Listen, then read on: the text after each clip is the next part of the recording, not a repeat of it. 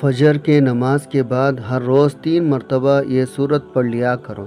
क़यामत तक तुम्हारे घर से माल व दौलत ख़त्म नहीं होगा। तुम्हारे आने वाली नस्लों में भी माल व दौलत की कमी ना होगी और तुम खुद भी और तुम्हारे जवान औलादें भी ज़िंदगी के हर मैदान में, ज़िंदगी के हर शोबे में कामयाब व कामरान होंगे। बिस्मिल्लाहिर्रहमानिर्रहीम। नाज़रीन इकराम, इस्लाम में ईफ़ाए अहद को बहुत बड़ी फजीलत हासिल है। अल्लाह तबारक व तआला का फरमान आलिशान है, जब अहद करो तो पूरा करो। आज अगर हम अपने ज़िंदगियों में देखते तो हर दिन ना जाने कितने मरतबा हम अपना अहद तोड़ते हैं। दोस्तों, किसी को ये कहना ही ज़रूरी नहीं मैं तुमसे उस काम का अहद करता हूँ या वादा करता हूँ, बल्कि रोज़मर्रा की ज़िंदगी में जब हम किसी से यूँ कह देते हैं, अच्छा ठीक है मैं देख लेता हूँ या मैं ये काम कर लेता हूँ, या किसी को जब हम ये कहते हैं तुम फ़लाँ वक्त मेरे घर आ जाना तो मैं तुम्हारा ये काम कर दूँगा, तो ये भी वादा करना ही होता है।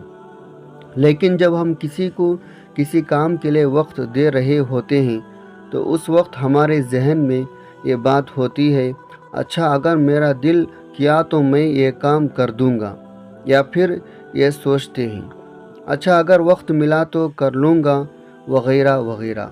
आज हमारी ज़िंदगियों में बेबरकतियाँ हैं, हमारे रिस्क में बेबरकती है, सेहत में बेबरकती है, हमारे वक्त भी में बेबरकती है। उसकी एक वजह यह भी है हम अपना अहद पूरा नहीं करते। आज हम जिन मुसीबतों में गिरफ़्तार हैं उनकी एक वजह वादा खिलाफ़ी भी है, क्योंकि वादा खिलाफ़ी अल्लाह की नाराज़गी का सबब है। हज़रत उमर रज़ी अल्लाह ताला अन्हु के दौर खिलाफत से ईफ़ाए अहद का एक बेमिसाल वाक़या जानते हैं।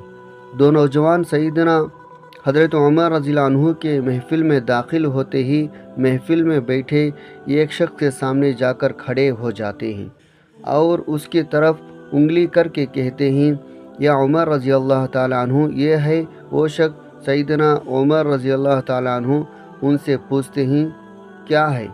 उस शख्स ने, या अमीरुल मोमिनीन, उसने हमारे बाप को क़त्ल किया है। क्या कह रहे हो? उसने तुम्हारे बाप को क़त्ल किया है? सईदना उमर रज़ी अल्लाह ताला अन्हु पूछते हैं। सईदना उमर रज़ी अल्लाह ताला अन्हु उस शख्स से मुखातब होकर पूछते हैं, क्या तूने उनके बाप को क़त्ल किया है? वह शख्स कहता है, हाँ अमीरुल मोमिनीन, मुझसे क़त्ल हो गया है। उनका बाप किस तरह क़त्ल किया है?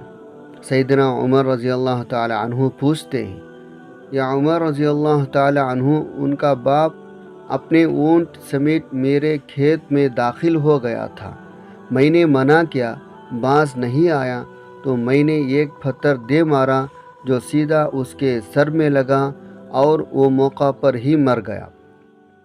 फिर तो क़सास देना पड़ेगा, मौत है उसकी सज़ा। सईदना उमर रज़ी अल्लाह ताला अन्हु कहते हैं, ना फ़ैसला लिखने की ज़रूरत और फ़ैसला भी ऐसा अटल जिस पर किसी बहस मुबाशी की भी गुंजाइश नहीं। ना ही उस शख्स से उसके कुंबे के बारे में कोई सवाल किया गया है, ना ही ये पूछा गया है कि ताल्लुक़ किस कदर शरीफ ख़ानदान से है, ना ही ये पूछने की ज़रूरत महसूस की गई कि ताल्लुक़ किसी मुअज़्ज़ज़ कबीले से तो नहीं, माशरे में क्या रुतबा या मकाम है। उन सब बातों से भला सईदना उमर रज़ी अल्लाह ताला अन्हु को मतलब ही क्या है, क्योंकि मामला अल्लाह के दीन का होगा तो उमर रज़ी अल्लाह ताला अन्हु पर कोई असर अंदाज नहीं हो सकता, और ना ही कोई अल्लाह की शरीयत की तनकीद के मामले में उमर रज़ी अल्लाह ताला अन्हु को रोक सकता है। हत्ता के सामने उमर रज़ी अल्लाह ताला अन्हु का अपना बेटा ही क्यों ना कातिल की हैसियत से आ खड़ा हो, क़सास तो उससे भी लिया जाएगा। वो शख्स कहता है, अमीरुल मोमिनीन, उसके नाम पर जिसके हुक्म से ये ज़मीन व आसमान कायम खड़े हैं, मुझे सहरा में वापस अपने बीवी बच्चों के पास जाने दीजिए ताकि मैं उनको बताऊं, मैं कत्ल कर दिया जाऊंगा। उनका अल्लाह और मेरे सिवा कोई आशा नहीं है, मैं उसके बाद वापस आ जाऊंगा। سیدنا عمر رضی اللہ تعالی عنہ کہتے ہیں کون تیری ضمانت دے گا، تو صحرا میں جا کر واپس بھی آ جائے گا۔ مجمع میں ایک خاموشی چھا جاتی ہے، کوئی بھی تو ایسا نہیں ہے جو اس کا نام تک بھی جانتا ہو، جبکہ اس کے قبیلے، قیمے یا گھر وغیرہ کے بارے میں جاننے کا معاملہ تو بعد کی بات ہے۔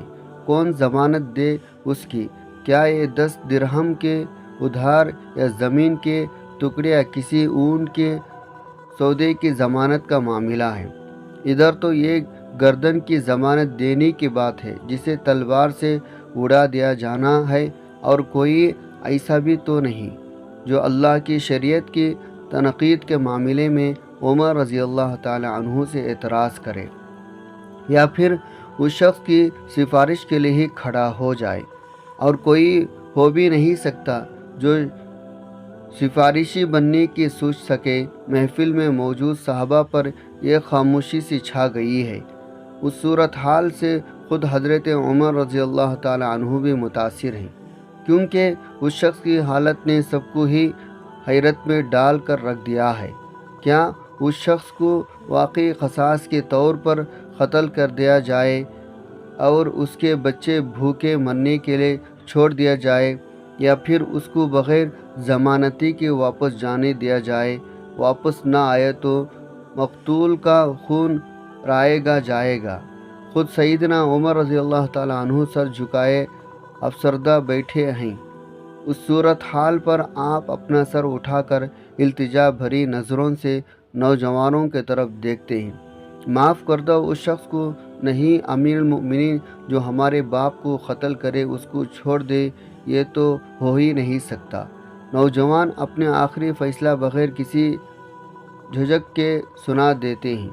عمر رضی اللہ تعالی عنہ ایک بار پھر مجمع کی طرف دیکھ کر بلند آواز سے پوچھتے ہیں، اے لوگوں، ہے کوئی تم میں سے جو اس کی ضمانت دے؟ ابو ذر غفاری رضی اللہ تعالی عنہ اپنے زہد و صدق سے بھرپور بڑھاپے کے ساتھ کھڑے ہو کر کہتے ہیں، میں ضمانت دیتا ہوں۔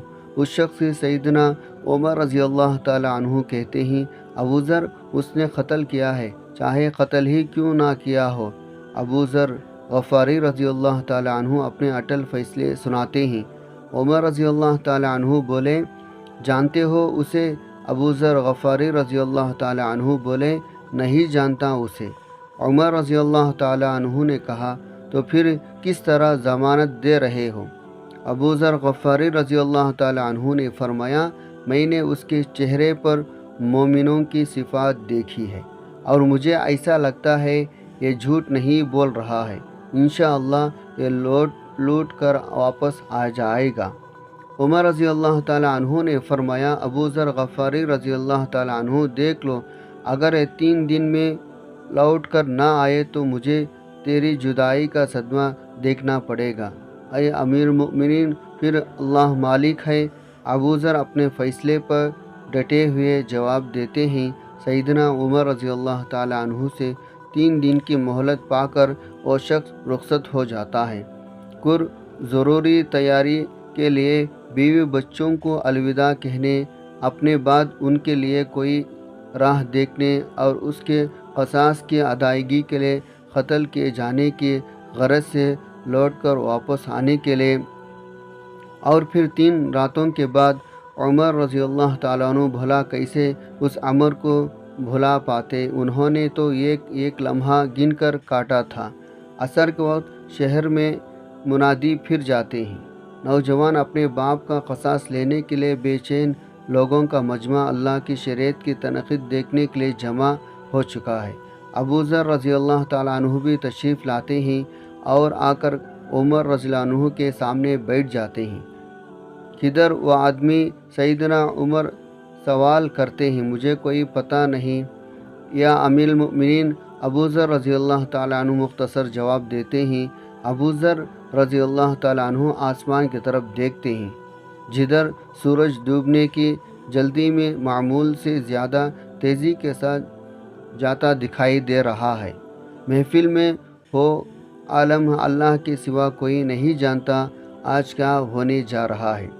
یہ سچ ہے ابو ذر، سیدنا عمر رضی اللہ عنہ کے دل میں بستے ہیں۔ عمر رضی اللہ عنہ سے ان کے جسم کا ٹکڑا مانگے تو عمر دیری نہ کرے، کاٹ کر ابو ذر کے حوالے کر دے، لیکن ادھر معاملہ شریعت کا ہے، اللہ کے احکامات کے بجا آوری کا ہے، کوئی کھیل تماشا نہیں ہونے جا رہا، نہ ہی کسی کی حیثیت یا صلاحیت کی پیمائش ہو رہی ہے، حالات واقعات کے مطابق نہیں، اور نہ ہی زمان مکان کے بیچ میں لایا جاتا ہے۔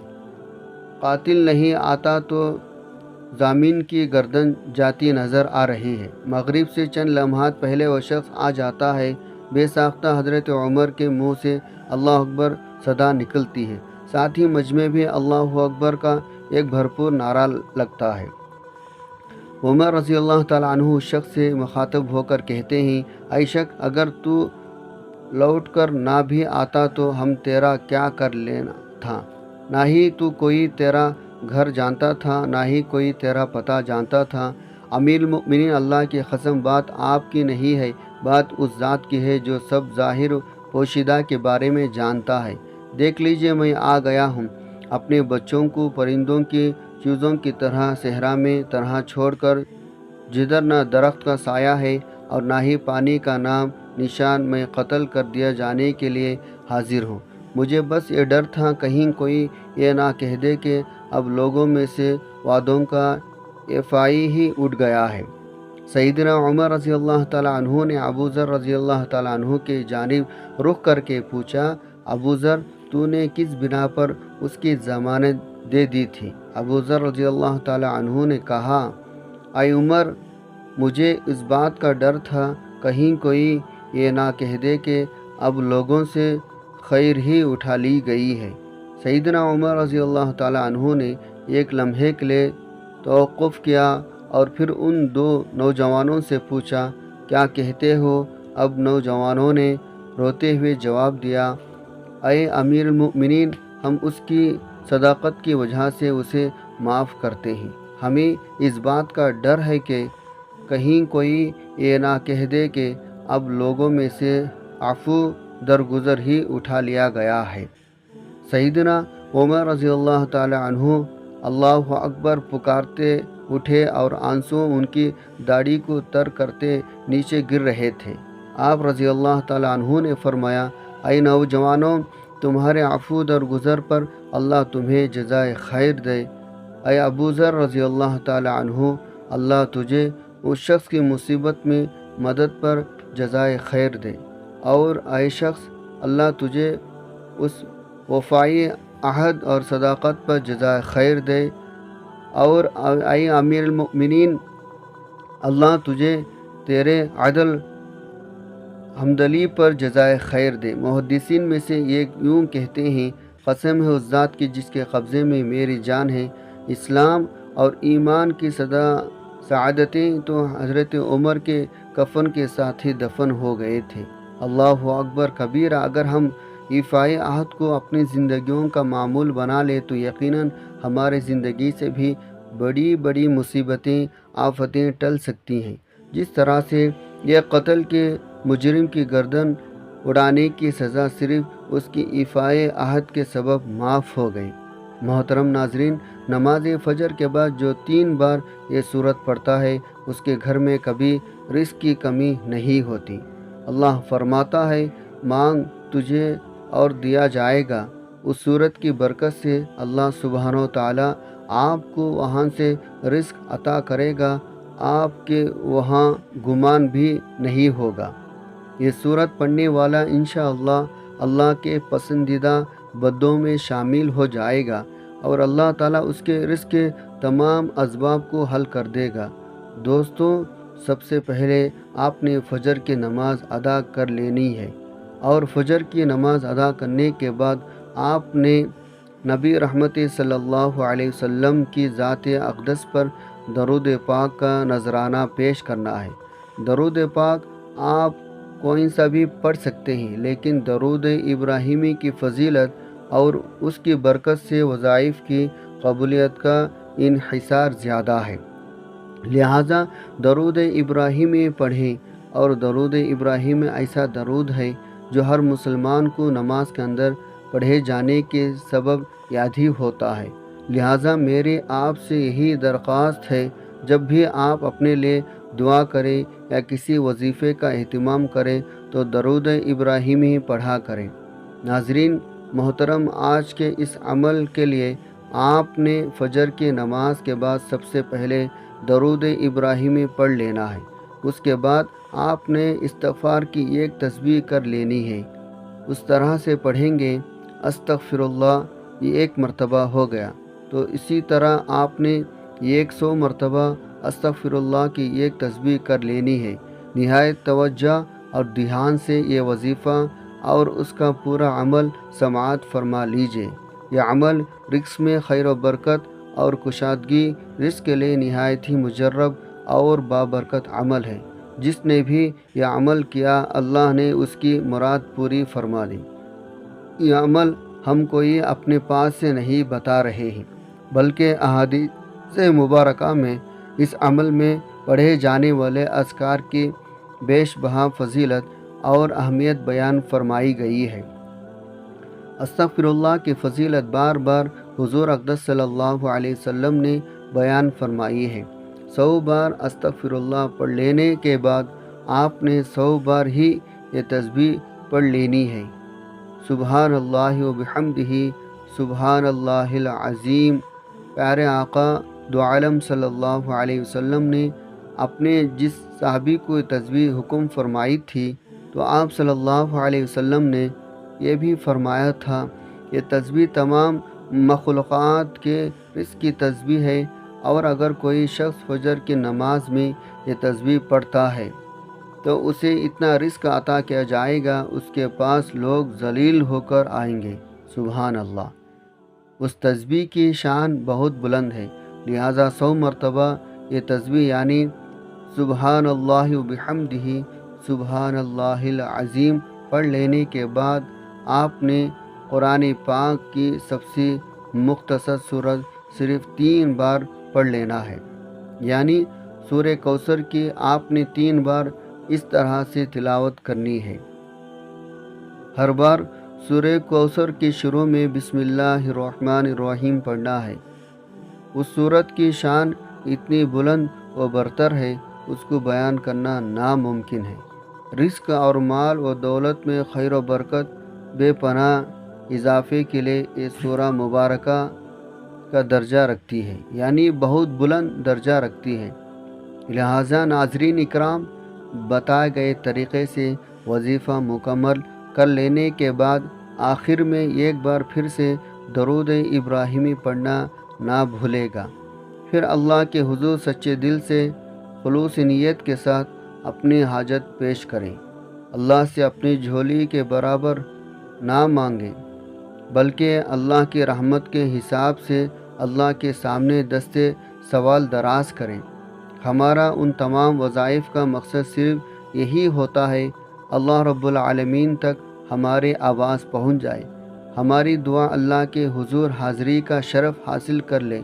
اس کی مثال یوں ہے، فرض کریں آپ کو آج کے دور میں وزیر اعظم کے ساتھ کوئی ایسا کام ہے جس کو وہ چٹکی بجانے میں حل کروا سکتا ہے، تو آپ کے لیے سب سے بڑا مسئلہ وزیر اعظم تک پہنچانا ہی ہوگا، کیونکہ آپ کا مسئلہ حل کروانا ہے، اس کے لیے کوئی مسئلہ نہیں ہوگا، کیونکہ آپ کو معلوم ہوگا، بس ایک بار آپ اس کے دربار تک رسائی حاصل کر لیں تو پھر یقیناً آپ کا مسئلہ حل ہو کر ہی رہے گا۔ دوستوں، یہاں بھی یہی معاملہ ہے۔